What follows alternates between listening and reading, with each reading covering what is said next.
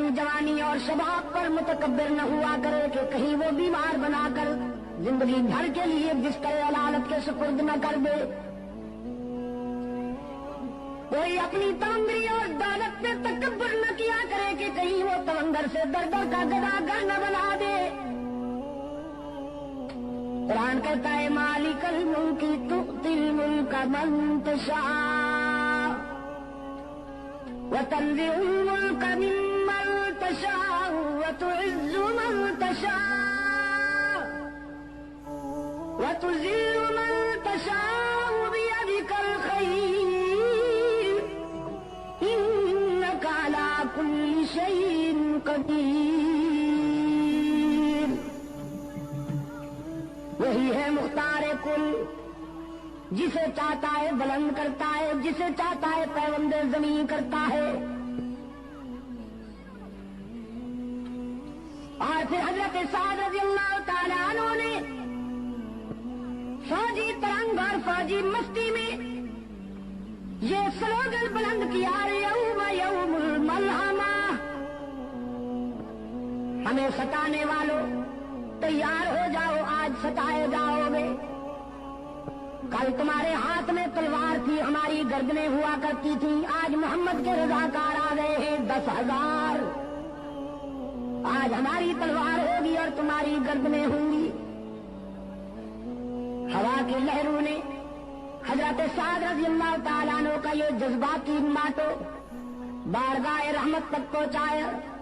رسول اکرم صلی اللہ علیہ وسلم نے حضرت سعد کو اپنے پاس بلایا، فرمایا سعد تم کیا کہہ رہے ہو؟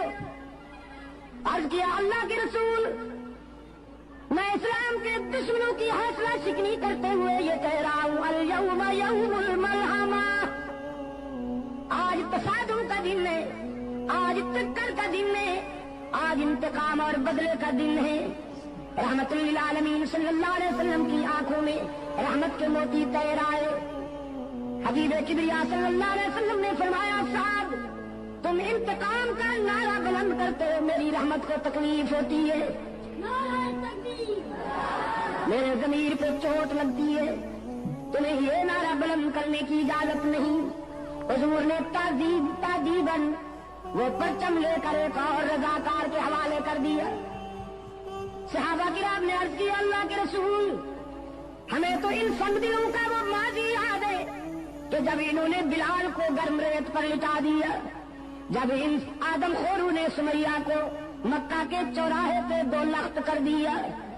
ہمیں تو ان آدم خوروں کی وہ زیادتیاں یاد ہیں.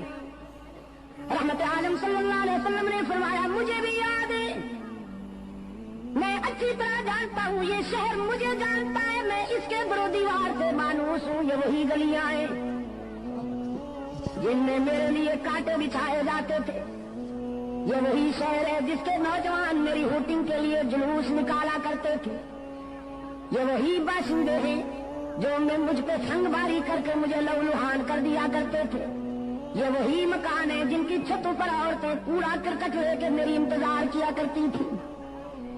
لیکن تم جانتے نہیں کہ میں یہ سارے ظلم سہنے کا عادی ہوں، یہ ستانے کے عادی ہیں، ہم معاف کرنے کے عادی ہیں. ان کے دامن پتھروں سے بھرے ہوئے ہیں، ہمارا ظرف عفو درگزر سے معمور. شاید تمہیں وہ یاد نہیں کہ یہ ساری چوٹیں سہ کر میں بیت اللہ میں پہنچتا جبکہ میرے جسم سے خون بہ رہا ہوتا، جبکہ میرے پاؤں میں کانٹے چبھے ہوئے ہوتے، جبکہ میرے جذبات ان کے سنگین ناروں سے زخمی ہوتے.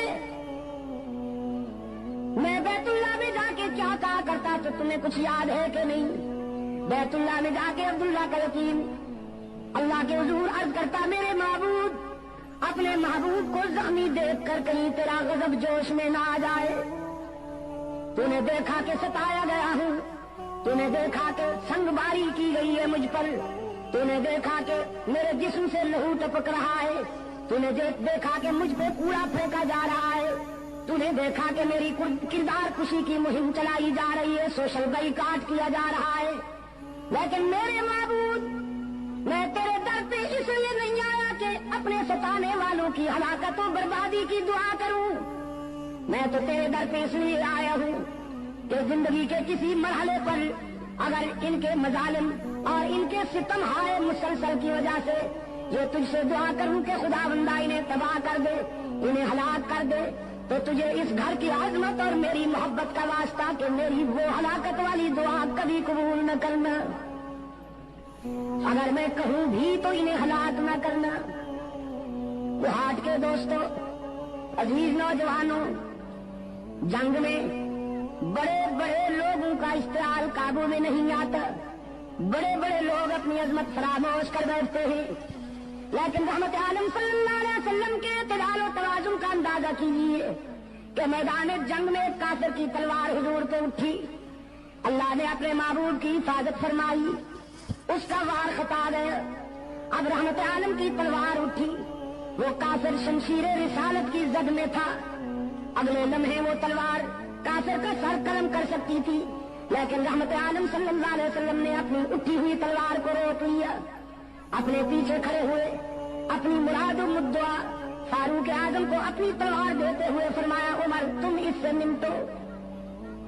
فاروق اعظم رضی اللہ تعالیٰ عنہ عرض کرتے ہیں، اللہ کے محبوب میں تو اس سے نمٹ لوں گا، لیکن آج میں چاہتا تھا کہ میں نبی کی تلوار کے جوہر نبی کے ہاتھوں سے دیکھوں، آج میں انتظار کر رہا تھا کہ آپ کی تلوار سے کوئی کافر کٹ کے گرے تڑپے اور اس کی تڑپ دیکھ کر میں اپنے جذبہ حریت کو جلا بخشوں۔ رحمت عالم صلی اللہ علیہ وسلم اشکبار ہو گئے، فرمایا، عمر تم جانتے نہیں کہ نبی کا قاتل اور نبی کا مقتول دنیا میں سب سے بڑا بدنصیب ہوتا ہے، جو کسی نبی کو شہید کرے وہ بھی دائمی جہنمی، جو کسی پیغمبر کے ہاتھوں سے مارا جائے وہ بھی دائمی جہنمی۔ تو میرے عمر میں انسانوں کو جہنم سے نکالنے آیا ہوں، جہنم میں دھکیلنے تو نہیں آیا۔ میں چاہتا ہوں کہ نہ کوئی ایسا بد نصیب ہو کہ اس کے ہاتھوں سے میں مارا جاؤں، نہ کوئی ایسا بد نصیب ہو کہ وہ میرے ہاتھوں سے مارا جائے۔ ارباب علم دانش، حد نہیں ہو گئی، حد نہیں ہو گئی شفقت اور رحمت کی کہ پوری 23 سالہ عسکری زندگی میں کوئی ایک انسان بھی براہ راست رسول اللہ کی تلوار سے نہیں مارا گیا، کوئی ایک بھی انسان۔ میرے آقا نے اپنے رضاکاروں سے فرمایا، یہ نعرہ بلند کرنے کی اجازت نہیں، آج میں ان کے لیے وہی جذبات لایا ہوں جو میرے بھائی کے حضرت یوسف کے جذبات کے کنویں میں ڈالنے والے مہربانوں کے لیے، آج میں بھی ان کے لیے وہی کہتا ہوں جو میرے بھائی یوسف نے کہا، لا تثریب علیکم اليوم، آج تمہیں تمہارے ماضی پر شرمندہ بھی نہیں کیا جائے گا، تو تم بھی جاؤ مکہ کی گلیوں میں جا کے، مکہ کے ہر دروازے پہ جا کے میرا پیغام پہنچاؤ، اليوم یوم المرحمہ، آج بدلے اور انتقام کا دن نہیں، آج عبداللہ کا یتیم تمہیں معاف کرنے کے لیے آیا ہے، آج آمنہ کا لال تمہیں دامن رحمت میں چھپانے کے لیے آیا ہے۔ ڈرتے کیوں ہو؟ تم نے اپنے دروازے بند کر لیے ہیں، شہر چھوڑ رہے ہو، تمہارے جسم پر لرزہ طاری ہے، ذرا باہر آ کے دیکھو، آج مکے میں فاتح بن کے آنے والا کوئی مادہ پرست شہنشاہ نہیں، آج فاتح بن کے آنے والا محبوب کبریا ہے۔ وہ انتقام کے جذبات نہیں لایا، وہ درگزر کے جذبات لایا ہے۔ رسول اکرم صلی اللہ علیہ وسلم نے اپنے غلاموں سے فرمایا، جا کے بچوں سے کہہ دو ڈرنے کی ضرورت نہیں، محمد عربی تمہیں یتیم بنانے نہیں آیا، جا کے بیٹیوں سے کہہ دو میری بیٹیوں ڈرو نہیں، تمہاری آبرو پہ کوئی شبخون نہیں مارے گا، جا کے ماؤں سے کہہ دو تمہاری مانتا نہیں لوٹی جائے گی، جا کے بہنوں سے کہہ دو تمہارے سروں سے دوپٹے نہیں اتارے جائیں گے۔ رحمت عالم صلی اللہ علیہ وسلم دختر انسانیت کے سر سے دوپٹے اتارنے نہیں آیا، اترتے ہوئے دوپٹوں کو سنبھالنے کے لیے آیا ہے۔ کیوں کوہاٹ کے روشن ضمیروں، رسول اللہ صلی اللہ علیہ وسلم کے انقلاب نے دختر انسانی کے سر سے دوپٹے اتارے ہیں کہ اترتے ہوئے دوپٹوں کو سنبھالا ہے؟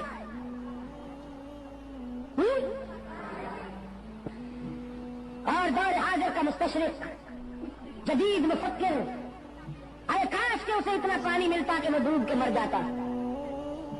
جب وہ اسلام پر اعتراض کرتے ہوئے یہ کہتا ہے کہ اسلام نے تو میدان جہاد میں، میدان جنگ میں انسانوں کا خون بہایا، عورتوں کی بے حرمتی کی، لیکن وہ خود دیکھے کہ انہوں نے عورت کو کیا مقام دیا ہوا ہے. مغربی سوسائٹی کی عورت کھلونا بن کے رہ گئی ہے، اس کو عورت کہتے ہوئے بھی حیا آتی ہے. لیکن رحمت للعالمین صلی اللہ علیہ وسلم کے انقلاب نے عورت کو یہ مقام عطا فرمایا. حضور نے فرمایا عورت بیٹی ہوتی ہے، بہن ہوتی ہے، بیوی ہوتی ہے اور ماں ہوتی ہے، ڈانسر نہیں ہوتی. اور جب ڈانسر بن جاتی ہے تو وہ عورت نہیں رہتی، پھر غلاظت کا مجسمہ ہو جاتی ہے، پھر وہ بدبو کا ٹینک ہوتی ہے، دنیا کی بدترین شے بن جاتی ہے. یہ 4 مقدس رشتے ہیں عورت کی فطرت میں: بیٹی، بہن، بیوی اور ماں. رحمت عالم صلی اللہ علیہ وسلم نے فرمایا عورت جب بیٹی ہوتی ہے تو اس کے سر پہ عفت کی چادر ہوتی ہے، عورت جب بہن ہوتی ہے تو اس کے سر پہ عصمت کا دوپٹہ ہوتا ہے، جب یہ بیوی ہوتی ہے تو اس کے جذبات میں وفا کی بلندیاں ہوتی ہیں، جب یہ ماں بنتی ہے تو اس کے قدموں میں جنت ملتی ہے. مشرق و مغرب کے مفکرین کی تعلیمات میں آپ کو اس مظلوم جنس کے لیے یہ احسان کہیں نہیں ملے گا، یہ معیار کہیں نہیں ملے گا. میرے عزیز دوستوں، انقلاب رحمت، رسول اللہ کے انقلاب رحمت نے دوپٹے سنبھالے ہیں. ایک مشرق کی بیٹی خود بھی مشرقہ بنت مشرق بارگاہ رسالت میں جنگی قیدی بن کے آتی ہے. حاتم طائی کی بیٹی تھی، اپنے دور کا بہت بڑا سخی گزرا ہے حاتم طائی. ایک مرتبہ شہید کربلا حضرت حسین رضی اللہ تعالی عنہ نے فرزند حاتم سے کہا جب وہ مسلمان ہو چکا تھا تو میں نے سنا ہے تیرا باپ بہت سخی تھا. حاتم کا بیٹا کہنے لگا حسین واقعی سخی تھا، میرا احترام کر، میں بڑے سخی باپ کا بیٹا ہوں. حضرت حسین مسکرائے اور فرمانے لگے میرا بھی احترام کر، میں بڑے سخی نانے کا نواسا ہوں. حاتم کا بیٹا کہنے لگا حسین میرا باپ اتنا سخی تھا کہ اس کے گھر کے 10 دروازے تھے اور مانگنے والے کو ہر دروازے سے کچھ نہ کچھ مل جایا کرتا تھا. حضرت حسین رضی اللہ تعالیٰ عنہ فاتحانہ انداز میں مسکرائے اور فرمانے لگے تیرے باپ کے گھر میں دروازے تو 10 تھے لیکن تھے اتنے کمزور کہ سوالی کو ایک دروازے کے بعد دوسرے دروازے کی ضرورت پڑتی تھی، پھر تیسرے پہ جانا پڑتا تھا، پھر چوتھے، پانچویں، چھٹے، ساتویں، آٹھویں، 9ویں اور 10ویں دروازے کی ضرورت پڑتی تھی. میرے نانے کے در پہ جو سوالی جاتا میرے نانا تو اس کو ایک در پہ پہنچا دیتے اور وہ دروازہ اتنا مکمل بھرپور تھا کہ جس سوالی کو وہ در مل جاتا تھا پھر زندگی بھر کے لیے کسی دوسرے دروازے کی حاجت ہی نہیں رہا کرتی. وہ در بڑا مکمل ہے اور وہ انسان بڑا خوش نصیب ہے جسے وہ در میسر آ جائے. اقبال اسی لیے کہتا ہے کہ وہی سجدہ ہے لا کے اہتمام کہ ہے جس سے ہر سجدہ تجھ پر حرام. تو میں عرض کر رہا تھا کہ وہ بنت حاتم رسول اللہ صلی اللہ علیہ وسلم کی خدمت میں حاضر ہوتی ہے، اس کے سر پہ چادر نہیں. رسول اللہ صلی اللہ علیہ وسلم نے اپنی چادر ایک رضاکار کو دیتے ہوئے فرمایا کہ جاؤ اس بچی کے سر پہ چادر ڈال دو. رضاکاروں نے عرض کیا اللہ کے رسول مشرکہ ہے، اس کا باپ سخی تو تھا لیکن مشرک تھا، دشمن کی بیٹی ہے، تو ہم آپ کی مقدس چادر ایک کافر عورت اور دشمن کی بیٹی کے سر پہ ڈالیں. رحمت عالم نے فرمایا بیٹی بیٹی ہوتی ہے دوست کی ہو یا دشمن کی. میرے ہاں معیار یہ نہیں ہے کہ دشمن کی بیٹی ہو تو اس کی رسوائی برداشت کی جائے، اپنے کی بیٹی ہو تو اس کی عزت افزائی کی جائے. میرے ہاں معیار یہ ہے کہ جس طرح میں اپنی بیٹی کے لیے چاہتا ہوں کہ اس کا سر کبھی گرہنا نہ ہو، میری رحمت کا تقاضا ہے کہ میرے دشمن کی بیٹی کا سر بھی کبھی گرہنا نہ ہو. سرکار دو عالم صلی اللہ علیہ وسلم کی چادر اس بچی کے سر تک پہنچی. رضاکاران مصطفیٰ نے وہ چادر جا کے اس کے سر پہ ڈالی ہے تو وہ کی خدمت میں حاضر ہوئی. اللہ کے رسول صلی اللہ علیہ وسلم نے فرمایا بیٹی میں نے سنا ہے کہ تیرا باپ بڑا سخی تھا, تو آج میں تیرے باپ کی نیک نامی کی وجہ سے تجھے آزاد کرتا ہوں. جاؤ تم آزاد. وہ بیٹی کہتی ہے اللہ کے رسول دریائے رحمت جوش میں ہے تو میں اکیلے آزادی کیوں قبول کروں؟ یہ میرے قبیلے کی عورتیں میرے ساتھ آئی ہیں, پہلے انہیں آزاد کیجیے پھر میں آزادی قبول کروں گی. رحمت عالم صلی اللہ علیہ وسلم مسکرائے, فرمایا ماشاء اللہ صحیح نسل ہو اپنے باپ کی, جاؤ تمہیں تیرے باپ کی وجہ سے اور ان کو تیری انسانی ہمدردی کی وجہ سے آزاد کرتا ہوں, تم سب آزاد. قبیلہ طے کی عورتیں جب آزادی کا اعلان سنتی ہیں اور اگلے لمحے وہ ساری عورتیں رسول اللہ صلی اللہ علیہ وسلم کے اسلام کے حلقے میں تھیں, ان کی زبان پہ کلمہ اسلام مچل رہا تھا. رسول اللہ صلی اللہ علیہ وسلم کی سیرت طیبہ اور حضور کی ولادت, اس پر آپ کی اظہار مسرت کا صحیح طریقہ یہ ہے کوہاٹ کے دوستوں کہ اپنے اندر کردار کی وہ بلندیاں پیدا کیجیے کہ تلوار اٹھانے کی ضرورت ہی نہ پڑے. تیاری کیجیے, حکم ہے اعدوا لہم ما استطعتم من قوۃ ومن رباط الخیل. اتنی تیاری کیجیے کہ آپ کے دشمن کے حوصلے پست ہو جائے, لیکن سب سے زیادہ توجہ کردار کو دیجیے. آپ نے اگر اپنے اندر وہ کردار پیدا کر لیا تو انشاءاللہ اسلحہ وہ کام نہیں کرے گا جو آپ کا کردار کام کرے گا. میں شیخ الحدیث حضرت مولانا محمد زکریا رحمۃ اللہ تعالی علیہ کے والد گرامی کا ایک واقعہ بیان کیا کرتا ہوں دوستوں کی خدمت میں. بہت سے دوست آج اس اجتماع میں نئے ہیں, ان کی معلومات کے لیے عرض کر دیتا ہوں. حضرت مولانا محمد زکریا رحمۃ اللہ تعالی علیہ کے والد گرامی ابھی پچھلے دنوں ان کا انتقال ہوا. مدینہ منورہ میں انہوں نے انتقال فرمایا. جن کے ایک طویل حصہ اس انتظار میں مدینہ میں آئے, اکثر دعا بھی کیا کرتے تھے. اللہ نے اس درویش کی دعا کو شرف قبولیت بخشا. باب جبریل سے جنازہ اٹھا, جنت البقیع میں ٹھکانہ مل گئے. ان کے والد گرامی سے حضرت مولانا محمد یحییٰ رحمۃ اللہ تعالی علیہ, ان کے زمانہ میں ایک ہندو مسلم فساد ہوا. دیکھ کر میں نے تجھے تیرا پرس واپس کر دیا, جاؤ اپنا کام کرو.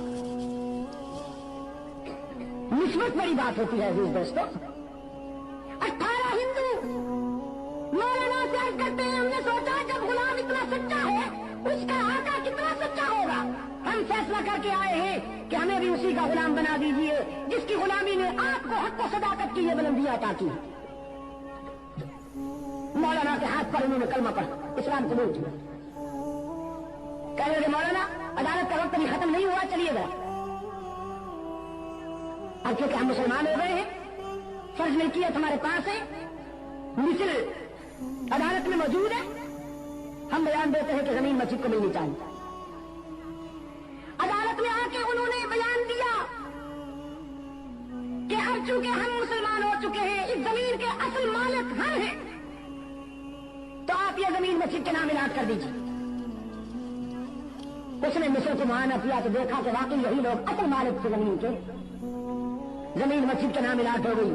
مولانا محمد یحییٰ رحمۃ اللہ علیہ سنجیدگی کے ساتھ باہر آئے اور اپنے جذباتی پر پھرے دوستوں سے فرمانے لگے یحییٰ نے جھوٹ نہیں بولا تو یحییٰ کے خدا نے یحییٰ کا دین بھی بچا لیا, زمین بھی عطا کر دی. میرا پیغام آپ کے لیے آج یہی ہے کہ آپ حضور اکرم کی ولادت کا جشن یا خوشی اس طرح منائیے کہ رسول اللہ کے زیادہ حیات کو اپنا کر رحمت عالم کا کردار کو اپنی زندگی میں جگہ دیجیے. پھر دیکھیے اثرات کیا ہوتے. آج اسرائیل کا یہودی, روس کا دہریہ, مغرب کا آدم خور, گوری چمڑی والا سیاہ دل بھیڑیا یہ سمجھتا ہے کہ مسلمان فقط نام کے رہ گئے ہیں. اب ان کو مٹانا کوئی بڑی بات نہیں. یہ نعرے تو خوب لگاتے ہیں, جھنڈیاں بھی خوب لہراتے ہیں, چراغاں بھی خوب کرتے ہیں, لیکن عملی زندگی کے کسی